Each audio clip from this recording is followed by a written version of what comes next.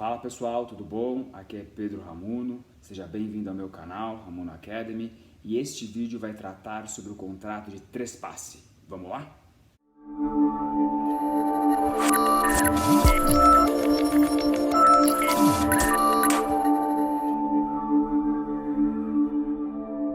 A primeira coisa a ser levada em consideração é que se escreve trespasse, como está na tela.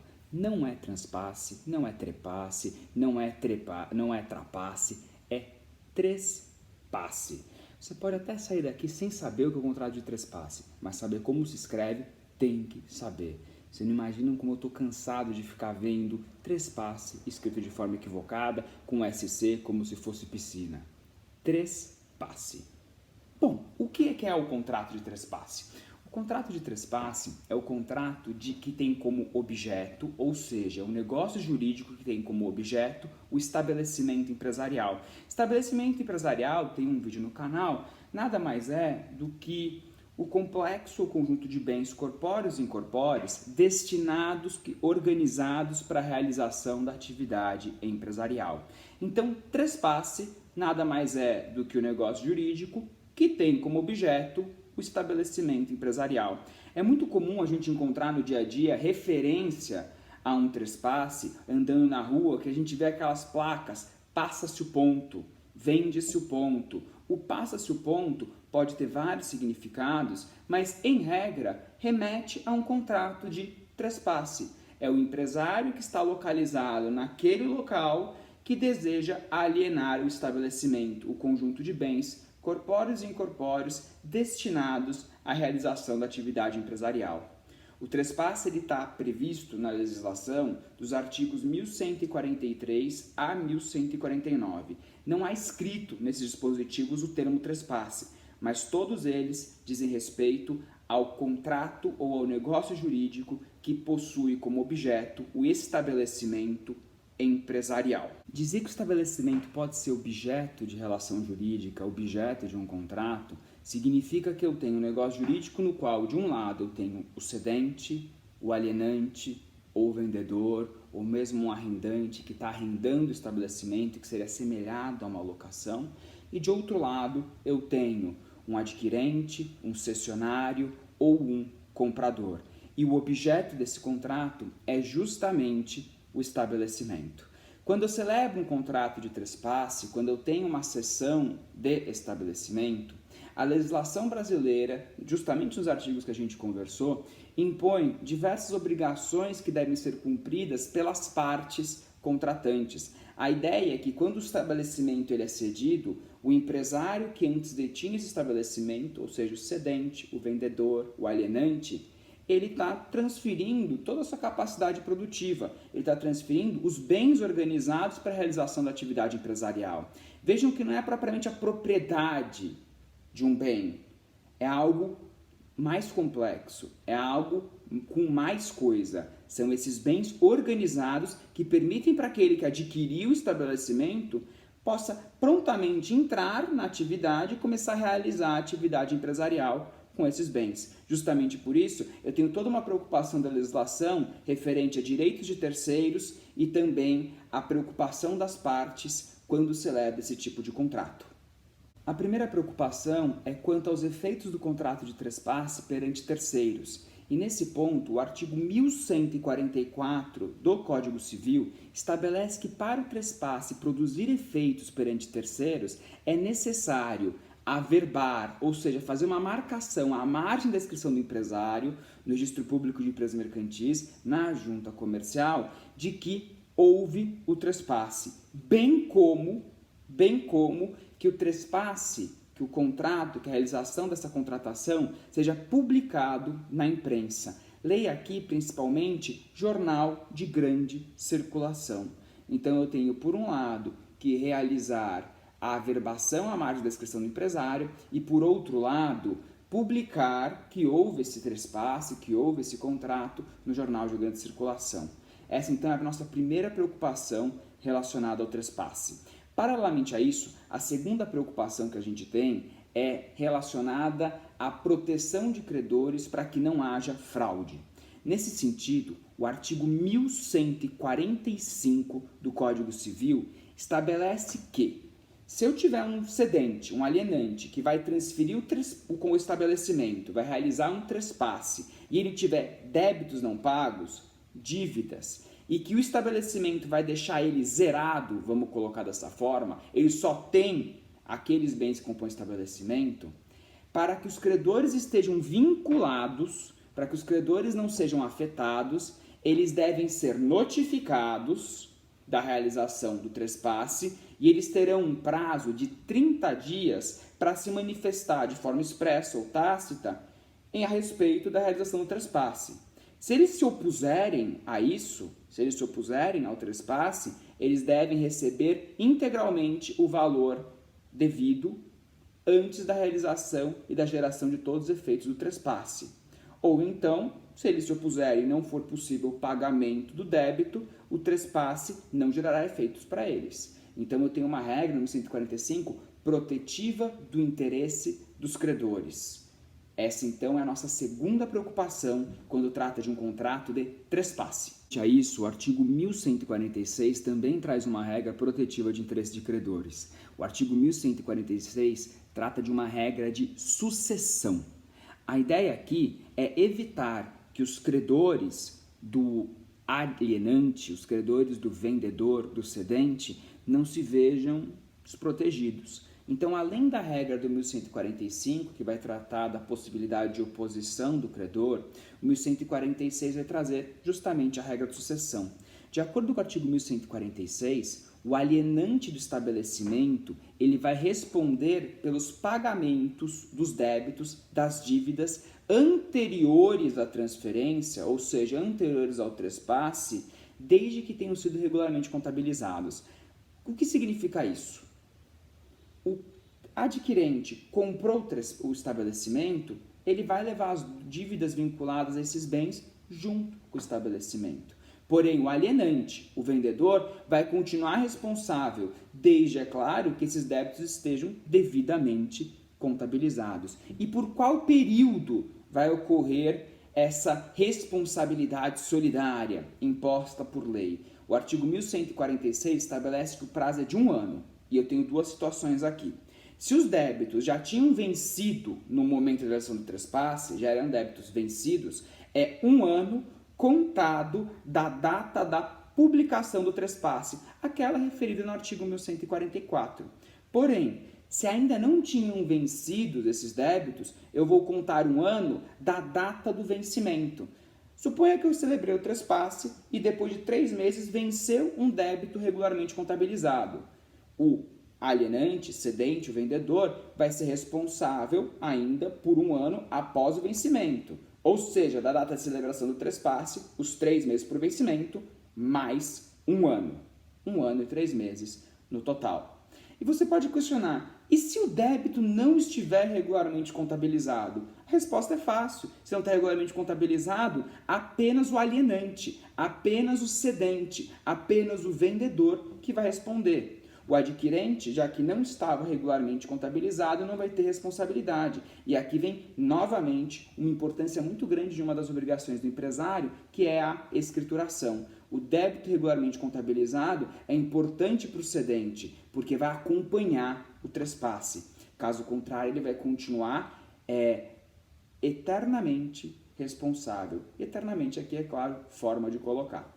Notem, então, que é muito importante para quem está adquirindo o estabelecimento entender o que está acontecendo financeiramente naquele conjunto de bens, pelo empresário que está cedendo, pelo vendedor, já que ele pode sim vir a ser responsabilizado pelos débitos relacionados ao estabelecimento. Essa é a regra do artigo 1146 do Código Civil. Ponto, é importante lembrar uma pergunta que sempre vem, seja na advocacia, seja em sala de aula, que é quanto à possibilidade de as partes contratantes afastarem a aplicação do 1146. Por exemplo, estabelecer uma cláusula contratual que permita aos contratantes dispor que tão somente o alienante vai ficar responsável pelos débitos, ou tão somente o adquirente vai ficar responsável por esses débitos, ou seja, afastar a aplicação do 1146. Essa regra, ela trata de proteção de um direito de um terceiro, de um credor. Consequentemente, deve ser considerada uma norma de ordem pública. e, dessa forma, norma cogente, ou seja, as partes não podem afastar a sua aplicação. E esse é um ponto bastante relevante e bastante prático. Se você não quer, eventualmente, ter a aplicação dessa regra ou nenhuma das outras regras do trespasse, você não tem que fazer um trespasse. Você tem que pensar em uma outra composição, um outro negócio jurídico que chegue a isso. A gente vai tratar disso um pouquinho mais para frente. A próxima regra que gera preocupação no contrato de trespasse é a cláusula de não restabelecimento ou cláusula de não concorrência prevista no artigo 1147 do Código Civil. Esse artigo coloca que, salvo disposição em contrário ou autorização expressa por parte do adquirente, o alienante ele não pode fazer concorrência com quem comprou o estabelecimento pelo prazo de 5 anos contados da data de realização do trespasse. A ideia aqui é simples. Quando alguém compra o estabelecimento, compra toda a capacidade de rentabilização, de lucratividade decorrente da organização do estabelecimento. Quem adquire o estabelecimento, quem compra o estabelecimento, quer sem dúvida se aproveitar do aviamento, que é aquele potencial de lucratividade decorrente da organização dos bens da empresa. Quer sem dúvida, em razão do aviamento que está vindo junto, ele está pagando por isso, se valer da clientela que foi formada. Não estou transferindo clientela, não estou transferindo a pessoa, longe disso, mas eu quero, sem dúvida, me aproveitar de toda a potencialidade que eu tenho decorrente daquele conjunto de bens.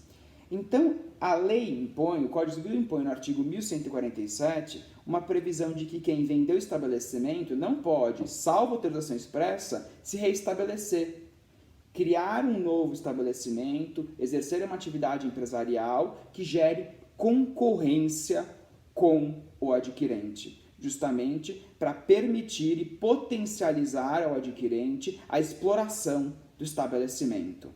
É algo, obviamente, dispositivo. Trata-se de uma cláusula dispositiva que as partes podem livremente dispor, seja para aumentar o prazo, reduzir o prazo, extinguir o prazo, colocar que em determinada atividade eu posso concorrer. Eu tenho então aqui uma hipótese aberta, que as partes contratantes podem livremente dispor disso. Aqui cabe um parênteses importante sobre critérios e parâmetros para verificar se eu tenho uma relação de concorrência ou não. Não é propriamente algo simples de se dizer de forma abstrata e vai depender do caso concreto, mas eu tenho dois importantes parâmetros para verificar se eu tenho uma relação de concorrência que pode levar a uma violação da cláusula disposta no artigo 1147 do Código Civil.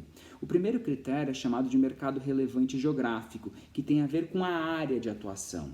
Se eu tenho, por exemplo, uma padaria num determinado bairro e o vendedor do estabelecimento, o cedente no contrato de trespasse, abre uma padaria em outra cidade, é padaria, mas não é propriamente uma relação de concorrência, porque nenhum consumidor, nenhuma pessoa que compõe a clientela estaria disposta, em princípio, a atravessar a cidade para outra cidade, pegar a estrada para substituir a compra no estabelecimento alienado. O segundo critério a gente vai chamar de mercado relevante material ou de produto ou serviço, que eu tenho que verificar se aquele produto ou serviço que está sendo vinculado ao estabelecimento, vinculado à atividade empresarial exercida naquele estabelecimento, é substituto ou não, ou então pode eventualmente ser idêntico ou não àquilo que foi cedido. Vamos supor que eu tenho um cenário em que a pessoa, no estabelecimento vendido, ela produz e ela vende velas aromáticas, só um exemplo. E ela abre uma outra loja na qual ela vai vender perto do lado pastel. Qual que é a relação de concorrência? Nenhuma. Eu não tenho nenhum vínculo. Consequentemente, por óbvio, eu estaria liberado a exercer essa nova atividade empresarial. É claro que eu tenho relações bastante complexas de analisar e bastante criteriosas, que quem muitas vezes vai ser responsável por esse estudo e por essa averiguação é o CAD, o órgão da concorrência, que pode acabar analisando se eu tenho uma hipótese de concorrência desleal, desvio de clientela, e também a própria justiça, a justiça comum, pode acabar analisando se eu tenho violação do artigo 1147 do Código Civil. Ou seja, aqui a gente tem que analisar o caso concreto. Não tem uma regra clara e um modelo claro que você vai falar, sem olhar o caso concreto, se é concorrência ou não. Depende do que aconteceu na situação concreta. A nossa próxima preocupação é prevista no artigo 1148 do Código Civil, que estabelece que, com o trespasse, há a subrogação, a substituição da posição contratual do adquirente, ou seja, pelo adquirente, nos contratos de exploração do estabelecimento.